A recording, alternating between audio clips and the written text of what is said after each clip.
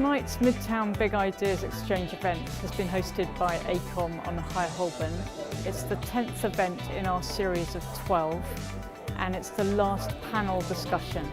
On the panel this evening we had representatives from ACOM, LinkedIn, Mindshare and again chaired by a faculty member of the School of Life. So tonight at ACOM we were looking at work, do we love it or do we hate it? So we were really looking at this conversation question around workplace happiness, framed really within two kind of philosophical poles, one which is probably Nietzsche embodies a little bit, which is about the fact that we should just grin and bear work.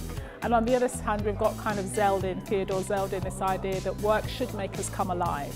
And so we were really kind of pivoting between the landscape in between, which is it really loaded to bring this concept of happiness and fulfillment to work?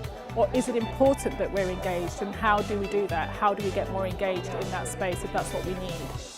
I agreed to take part this evening because there seemed like there were some really interesting people involved and it was a very important topic. We all spend most of our lives at work, so understanding the relationship between happiness and work is something we all need to do more.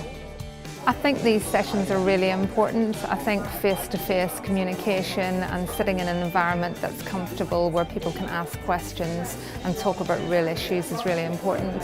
And it's something that I'm particularly passionate about, so I thought it was a great opportunity to share my knowledge. Having these conversations in the workplace is really, really important. I often work outside of the workplace, which is wonderful, and it's sort of like a self-selecting group of people.